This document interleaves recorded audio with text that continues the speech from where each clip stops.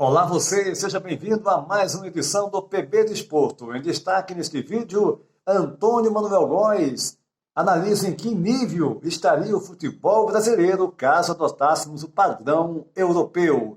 Jorge Moraes e o início do Brasil nas eliminatórias para a Copa do Mundo do Catar. Aqui na Europa, as transações na janela de verão do mercado europeu.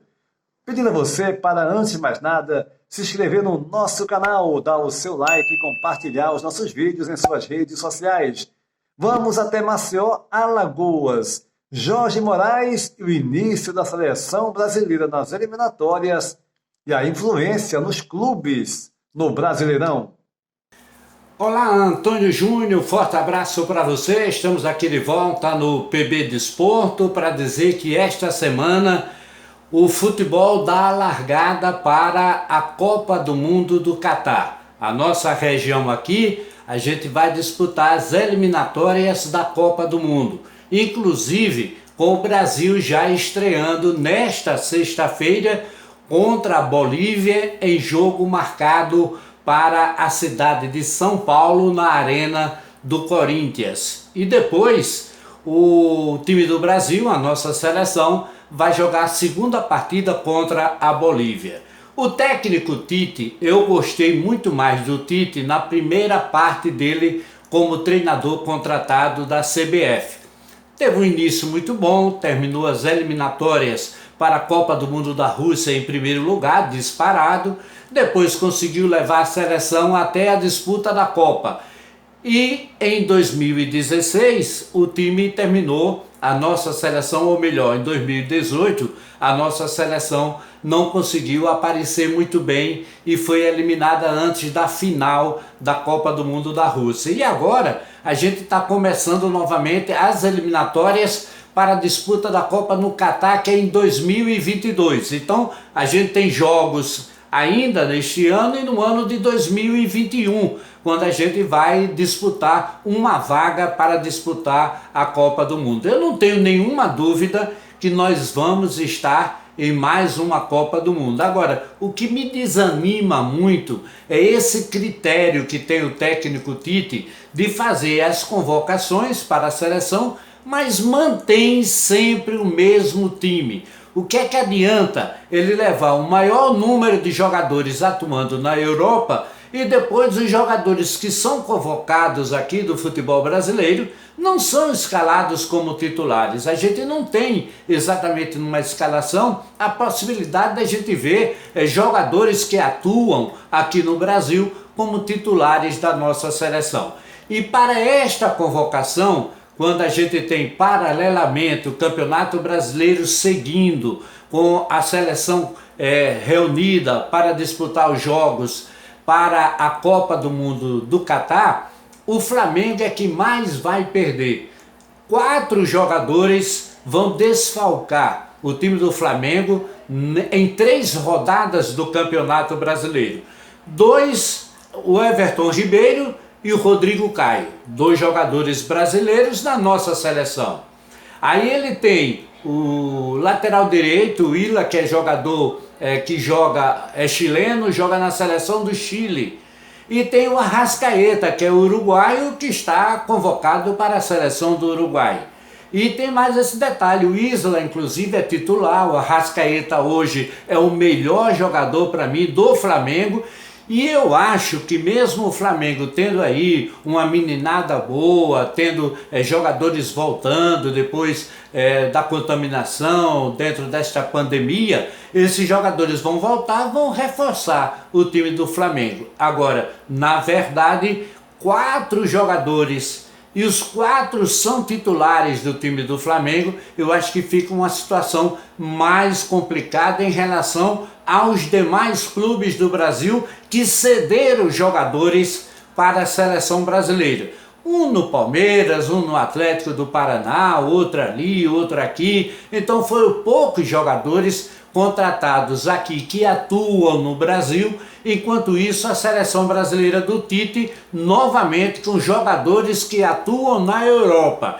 E esses serão os jogadores que serão escalados como titulares pelo Tite para o início dessa fase de jogos eliminatórios para a Copa do Mundo de 2022. Vamos torcer para que tudo dê certo agora, nesse novo contrato do Tite de 4 anos, visando a próxima Copa do Mundo. Tá certo? Forte abraço para você. A gente volta a qualquer momento aqui do Nordeste do Brasil, dentro do PB Desporto.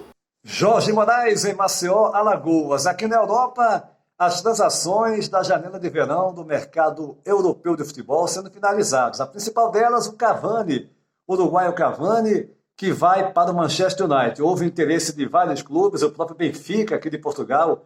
O Jesus pediu para a diretoria tentar a sua contratação, não foi possível, valores altos impediram essa vinda do Cavani para o futebol de Portugal, mais precisamente para o Benfica. Falou-se também no Grêmio, aí no Brasil, mas a verdade é que o Cavani acertou com o Manchester United e junto com ele vai o jogador aqui do Futebol Clube do Porto, o Alex Telles, brasileiro Alex Telles, que vai se juntar a Cavani, acertando a sua ida para a equipe inglesa. Outro jogador do Porto, o Danilo, vai para o Paris Saint-Germain por empréstimo até junho de 2021, com a equipe do Paris Saint-Germain tendo a opção de compra, o passe do jogador. O Danilo vai então se juntar ao Neymar, Marquinhos e companhia na equipe francesa. O Porto, aliás, anunciou ontem a contratação do avançado atacante Nanu, atleta esse estava ligado ao Marítimo da Ilha da Madeira. E o Luiz Felipe Vieira, presidente do Benfica há mais de 2 décadas, vai se candidatar mais uma vez agora à reeleição. Ele afirmou que vai ser o último mandato, caso seja eleito, prometendo títulos nessa campanha, ganhar tudo aqui em Portugal e conseguir um título europeu, seja a Liga Europa ou mesmo a Champions, que é o sonho do Jesus. Mas vamos até o Rio de Janeiro, Antônio Manuel Góes. Vale a pena sonhar, né? Em que nível estaria o futebol brasileiro se tivéssemos um padrão europeu de organização? Olá, Antônio Júnior e gente do PB Desporto. Sonhemos com o melhor dos mundos. Garotos e garotas assistidos por projetos de futebol das escolas, vinculados aos respectivos rendimentos na sala de aula. Centros de ensino de futebol, cursos preparatórios para todos os envolvidos no esporte, da gestão dos clubes, às mais simples engrenagens do dia a dia das atividades profissionais da modalidade. Pensem naquele sujeito, conhecido de vocês, lá da longínqua cidade do interior, estimulado a voltar à banca escolar para aprender pelo menos o básico de administração a ser implementada pés no chão, com recursos mesmo escassos que eles chegam a fim de gerir o time local sem arroubos de passos até onde as pernas não alcançam, em produtivo e eficiente feijão com arroz, compatível com a realidade local. E os treinadores? Olhos atentos nos vídeos de jogos entre pesos pesados da Série A, entremeados de explicações virtuais ou presenciais, sobre planejamentos táticos, coisa e tal.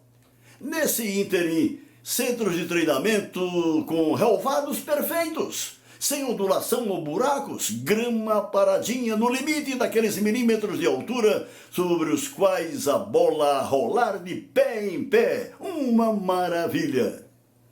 Nada de embolorado ensaio de 11 para lá, 11 para cá. Todo mundo se matando no coletivo de sexta-feira e garantir a vaga, pois domingo tem jogo contra outro perigoso rival pelo campeonato. Agora é diferente. As linhas da equipe treinam em separado, ataque, meio-campo e defesa, afora o goleiro, com seu orientador específico a explicitar posicionamentos, interceptação de cruzamentos sobre sua área, não apenas a pequena, mas a grande área. Espaço onde ele é o cara e se impõe com a vantagem de usar as mãos, além dos pés, com os quais também o obrigam a impulsionar a bola, trocar passes ou dar início ao processo de contra-ataque rumo à meta adversária. No meio-campo, os pensadores das ações ofensivas, ora cadenciando a progressão, ora acelerando, ora alternando troca de passes pelos flancos ou pelo centro, para municiar os avançados, responsáveis por acertar as redes do outro time e correr para o abraço. E os homens de lado, antigamente halfs, depois médios, laterais e agora alas, a direita e a esquerda, cada vez mais exigidos na projeção ao ponto futuro. E os cuidados com a fisiologia dos atletas, as planilhas aferidoras de desempenho nos 120 metros da defesa ao ataque. A alimentação balanceada, a aferição da massa muscular, garantidora de explosão difundista e da força emparedadora para barrar as incursões da turma do outro lado, inclusive com a decisão fortuita de, frente ao sufoco antagonista, bola pro mato, que o jogo é de campeonato. As sessões de desintoxicação pós-jogo, aliviadora das tensões e dos estresses, a prioridade no tratamento das lesões, os exames de imagem cardiovasculares e que tais. A percepção de que o futebol, esporte coletivo, é uma atividade eminentemente solidária, sob a premissa dos 3 mosqueteiros medievais, lembram-se? A base de um por todos e todos por um.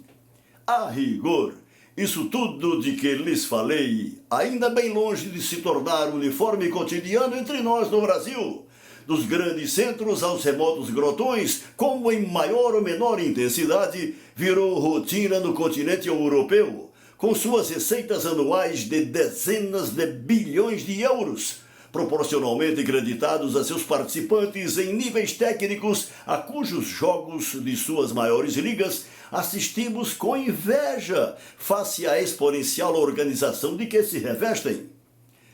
Para chegarmos a esse, por ora, utópico patamar, dependeremos liminarmente de decisões políticas que nos conduzam ao andar de cima da economia planetária, sem que seguiremos condenados a ver nossas jovens promessas masculinas e femininas se tornarem concretas realidades bem longe de nós, nos magníficos estádios de Além-Mar Antônio Júnior.